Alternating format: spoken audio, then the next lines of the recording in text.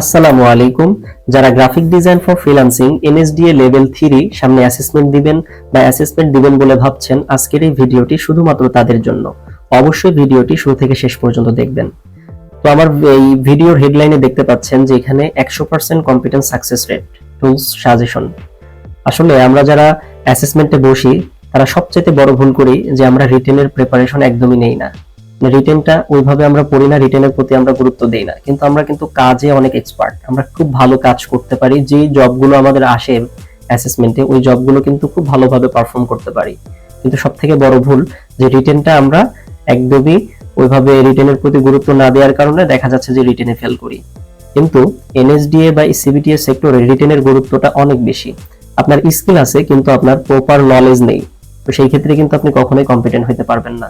এই সেক্টরে আপনাকে কম্পিটেন্ট হইতে হলে অবশ্যই আপনাকে স্কিল, নলেজ এবং অ্যাটিটিউড, ওভারঅল সব বিষয়গুলোই কিন্তু 100% থাকতে হবে।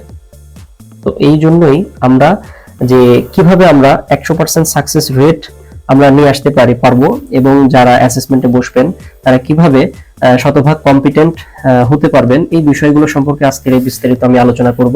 তো অবশ্যই ভিডিওটি শুরু থেকে শেষ পর্যন্ত দেখবেন।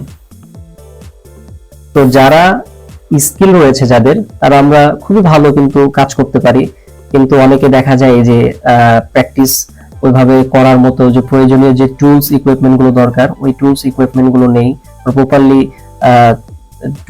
ইমেজগুলো আসে বা যে ফটোশপের কাজগুলো বা ইলাস্ট্রেটরের যে কাজগুলো বা MS word, excel, power point, job 1, 2, 3 যে কাজগুলো রয়েছে, এই কাজগুলো প্রপারলি করতে পারেন না বা প্র্যাকটিস করতে পারেন না। তো তাদের জন্য আমি প্রতিনিয়তই কিন্তু চেষ্টা করি যে আপনাদের সুবিধার্থে ইউটিউবে ভিডিও দেওয়ার, এবং আমার ইউটিউব চ্যানেলে মোটামুটি প্রত্যেকটা ভিডিওতেই সুন্দরভাবে গুছিয়ে আপনাদেরকে দেখানোর চেষ্টা করি যেন আপনাদের বুঝতে সুবিধা হয়। তো মোটামুটি ইউটিউবের যেই আপনাদের যে স্কিল পার্টগুলো, যে ডেমনস্ট্রেশনের যে কাজগুলো, এই কাজের ভিডিও করে কিন্তু আমি দিয়ে দেই আপনাদের সুবিধার্থে। তো মোটামুটি অনেকে আমার ভিডিও দেখেন, অনেকে আমাকে রিকোয়েস্ট করেন গ্রাফিক ডিজাইন নিয়ে লেভেল 3 বা 2 নিয়ে ভিডিও বানানোর জন্য, কম্পিউটার অপারেশন লেভেল 2 বা 3 নিয়ে ভিডিও বানানোর জন্য। তো আসলে বিভিন্ন ব্যস্ততার কারণে ওইভাবে ভিডিও বানানো হয় না। তো সবার একটাই কোশ্চেন যে স্যার রিটেনের সাজেশন গুলো দিলে ভালো হয়, বা রিটেনে কি কোন বিষয়গুলো আসে, বা রিটেন কি কি পড়বো না পড়বো, এই বিষয়গুলো যদি একটু আমাদেরকে একটু সাজেশন দিতেন তাহলে ভালো হয়। তো এই জন্য আমি আজকের এই ভিডিওটি মেক করতেছি মূলত। তো অনেকে আমাকে বারবার মেসেজ দিয়ে রিটেনের কোশ্চেন চান। তো আমি প্রত্যেকটা সেক্টরেরই সিএস থেকে যেভাবে মডিউল আকারে সিএস থেকে যেভাবে কোশ্চেন বানানো দরকার সিবিটিএস সেক্টরের, তো ওইভাবে এনএসডি এর নিয়ম অনুযায়ী রিটেনের সাজেশনগুলো আপনাদের জন্য তৈরি করেছি। তো এই জন্য যেন রিটেনে আপনারা শতভাগ কম্পিটেন্ট হইতে পারেন, এই জন্য আপনাদের জন্য আমি শুধুমাত্র রিটেনের সাজেশনগুলো একেবারে সুন্দর করে ওইভাবে সাজিয়েছি যেন আপনাদের সুবিধা হয়। ঠিক আছে?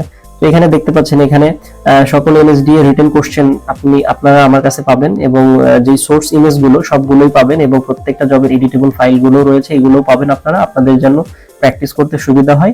এই জন্য আমি সবগুলো প্যাকেজ আকারে এগুলো সেট করে রেখেছি। তারপরও একটা বিষয় হচ্ছে, যারা আমার অনলাইন ক্লাস ভিডিও দেখে দেখে প্র্যাকটিস করতেছেন বা সামনে আমার অনলাইন ক্লাস ভিডিও দেখে এনএসডি এর অ্যাসেসমেন্টে বসবেন, তাদের জন্য আমি হচ্ছে সাপ্তাহিক একটা দিন বৃহস্পতিবার, শুক্রবারে আমি আপনাদের অনলাইনে ক্লাসের ব্যবস্থা রেখেছি। তো তারা প্রয়োজনে হচ্ছে অনলাইন ক্লাসে এসে অ্যাটেন্ড করে সরাসরি লাইভে আমি আপনাদের ক্লাস নিব ওই একটা দিন। শুধুমাত্র যারা আমার ইউটিউব ভিডিও দেখে বা আমার যে ভিডিওগুলো রয়েছে, পেড কোর্সের যে ভিডিওগুলো রয়েছে, এগুলো দেখে হচ্ছে আপনারা যারা অ্যাসেসমেন্টে বসবেন, শুধুমাত্র তাদের জন্যই। তো আরেকটা বিষয় হচ্ছে, যে টুলস গুলো আপনাদের জন্য আমি রেখেছি সেটা হচ্ছে, এই যে দেখেন এখানে সবগুলো আমি সুন্দরভাবে সাজিয়ে রেখেছি। যত ডেমোর যে সোর্স ইমেজ গুলো, প্রত্যেকটা সোর্স ইমেজ গুলো আমি আপনাদের জন্য সুন্দর মতো সাজিয়ে রেখেছি। এগুলো নিয়ে আপনারা চাইলে প্র্যাকটিস করতে পারেন। তারপরে দেখেন এই ডেমনস্ট্রেশনের যে জবগুলো, প্রত্যেকটা জবের ফাইলগুলো আমার কাছে রয়েছে। জব দেখে দেখে ডিরেকশন অনুযায়ী, স্পেসিফিকেশন অনুযায়ী করতে পারেন। আর যারা করতে পারেন না, আমার ভিডিও দেখে প্রয়োজনে, ইউটিউবের ভিডিও দেখে প্রয়োজনে আপনারা প্র্যাকটিস করতে পারেন। প্রত্যেকটা জবের ভিডিও কিন্তু আমার ইউটিউবে দেওয়া আছে, ওইগুলো দেখে প্র্যাকটিস করতে পারেন। বিশেষ করে রিটেনে আমরা বেশিরভাগ ফেল করার মেইন কারণ হচ্ছে রিটেনটা আমরা ওইভাবে গুরুত্ব দেই না, এবং গুরুত্ব দিলেও কোন বিষয়গুলো আসবে, কোন কোশ্চেনগুলো আসতে পারে, এইগুলো আমরা পড়লে ওইভাবে কিন্তু আমরা প্রপারলি কমন পাই না। তো কমন না পাওয়ার জন্য কিন্তু আমরা যতই পড়ি তারপরেও কিন্তু ফেল করে যাই বা নট ইয়েট হয়ে যায় রিটেনে। ঠিক আছে? আমরা ওভারঅল জবে আমরা কম্পিটেন্ট হইতে পারি, কিন্তু রিটেনে আমাদের মাথা হ্যাং করে ফেলে। তো তো এই জন্য graphic design for freelancing NSD এর যে রিটেন টুলস রয়েছে, এই যে দেখেন আমার কাছে মোটামুটি প্রত্যেকটা টুলস কালেক্ট করা রয়েছে এবং প্রত্যেকটার অ্যান্সার শিট বের করা রয়েছে। আপনারা চাইলে এগুলো পড়ে কিন্তু প্রিপারেশন দিয়ে আপনারা 100% কম্পিটেন্ট হতে পারবেন। এবং এনএসডি এর নিয়ম অনুযায়ী মোটামুটি এই টুলস গুলো থেকে 90% কমন পাবেন আপনারা। তারপরে এই যে দেখেন রিটেন সাজেশন, এখান থেকে আমি হচ্ছে প্রত্যেক সিএস এর প্রত্যেক graphic design for freelancing computer অপারেশনের আমি যে সিএস গুলো রয়েছে সেই সিএস এর রেঞ্জ ভেরিয়েবল গুলো থেকে আমি সকল কোশ্চেন আপনাদের জন্য মেক করে রেখেছি। এগুলো চাইলে আপনারা নিয়ে পড়ে আপনারা কিন্তু কম্পিটেন্ট হতে পারবেন, ঠিক আছে। তো এগুলো যদি আপনারা পড়েন ইনশাল্লাহ আপনারা 90% এখান থেকে কমন পাবেন এবং ইনশাল্লাহ এখান থেকে কম্পিটেন্ট হতে পারবেন। আর যদি সকল সাজেশন গুলো মোটামুটি যদি আপনারা পড়েন তাহলে ইনশাল্লাহ আমি বলি যে আপনারা 100% কোশ্চেন কিন্তু কমন পাবেন, ঠিক আছে। আর একটা বিষয় হচ্ছে যে সোর্স যে ফাইলগুলো রয়েছে এই ফাইলগুলো অবশ্যই আপনারা প্র্যাকটিস করবেন। এইগুলো প্র্যাকটিস ছাড়া কিন্তু কখনোই আপনারা কম্পিটেন্ট হতে পারবেন না। পাশাপাশি আরেকটা বিষয় বলি, সেটা হচ্ছে আপনাদের জন্য আমি প্রত্যেকটার এডিটেবল ফাইলও রেখে দিয়েছি। যে এডিটেবল ফাইলগুলো আপনারা কিন্তু দেখেও কিভাবে কাজগুলো করা হয়েছে এগুলো কিন্তু আপনারা প্র্যাকটিস করতে পারেন। দেখাচ্ছি আমি, এই যারা নিতে চান আমি প্রয়োজনে আপনাদের এই ডেমোটাও দিয়ে দিব। যে graphic design for freelancing level 3, এই যে দেখেন এখানে জব 1 এর যে কাজগুলো আমরা জানি যে জব 1 এ সবসময় এটাই বেশিরভাগ আসে, এইগুলো আরেকটা আছে ওইগুলো, এইটা আমি অ্যাটাচ করে দিব এখানে। আর জব 2 তে অ্যাডোবি ইলাস্ট্রেটরের যে যত কাজগুলো রয়েছে লেভেল 3 তে প্রত্যেকটা কাজগুলো আমি ড্রাইভে আপলোড করে এডিটেবল ফাইলগুলো কিন্তু দিয়ে রেখেছি, আপনারা চাইলে এগুলো নিতে পারেন। তারপরে দেখেন জব 3 তে প্রত্যেকটা জবের কাজগুলো আমি করে এডিটেবল ফাইলগুলো আমি এখানে আপলোড করে দিয়েছি, আপনারা চাইলে এগুলো দেখেও কিন্তু প্র্যাকটিস করতে পারেন। এগুলো সব সোর্স ইমেজ সহ ফাইল করা আছে, ঠিক আছে।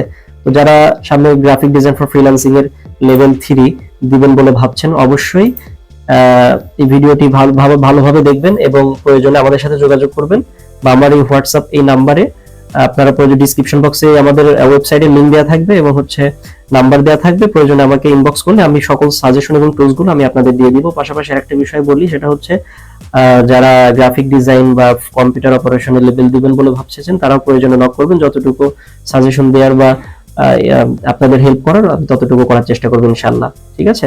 আরেকটা বিষয় বলি, আপনারা যারা খুব শীঘ্রই অ্যাসেসমেন্টে বসবেন সবথেকে বড় বিষয় যে আপনারা একটা কথা বলি সেটা হচ্ছে টাইম ম্যানেজমেন্ট। আপনারা যে টাইম ম্যানেজমেন্ট আমাদের যে টাইম শিডিউলটা দেওয়া থাকে ওই টাইমের মধ্যে আমরা আসলে অ্যাসেসমেন্টটা দিয়ে কভার করতে পারি না, যার জন্য অনেকেই নট ইয়েট হতে পারেন। আসলে এক একজন অ্যাসেসর কিন্তু এক এক রকম হয়ে থাকে, তাদের সকলের মন মানসিকতা কিন্তু সেম রকম না। তো এই জন্য আমরা সবাই অ্যাসেসমেন্টের দিন যেদিন বসবেন অবশ্যই টাইমলি যাবেন এবং হাতে ঘড়ি নিয়ে বসবেন এবং 1 ঘন্টার মধ্যেই অবশ্যই রিটেনটা কমপ্লিট করবেন। তারপরে একটা বিষয় বলি, সেটা হচ্ছে যে এমসিকিউ গুলো রয়েছে এমসিকিউ গুলো যেন কখনোই কোনো ভুল না হয়, ভেবে চিন্তে দেখে শুনে এমসিকিউ গুলো মার্ক করার চেষ্টা করবেন। পাশাপাশি আরেকটা বিষয় সেটা হচ্ছে যখন আপনাদের জব 1, 2, 3 যখন ডেমো দেওয়া হবে, ডেমোতে আমরা সবথেকে বড় ভুল করি হচ্ছে আমরা জব 1 এ কিন্তু অনেক সময় খেয়ে ফেলি। তো অবশ্যই প্রত্যেকটা জবের জন্য 1 ঘন্টা করে সময়, তো 1 ঘন্টা করে সময় টাইম ম্যানেজমেন্ট করেই কিন্তু সামনের দিকে কাজগুলো করবেন, ঠিক আছে।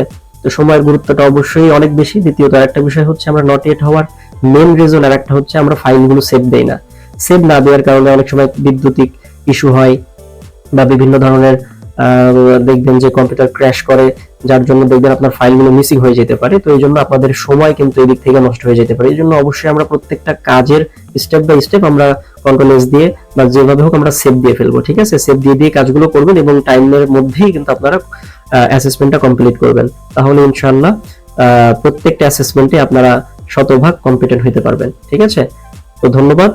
যারা যারা ভিডিওটি দেখছেন অবশ্যই প্রয়োজনে শেয়ার করে দিবেন আর আমার ইউটিউব চ্যানেলটি সাবস্ক্রাইব করে পাশে থাকা বেল আইকনটি প্রেস করে দিবেন আরো নতুন নতুন আপডেট ভিডিও পাওয়ার জন্য, ঠিক আছে। ধন্যবাদ, ভালো থাকবেন।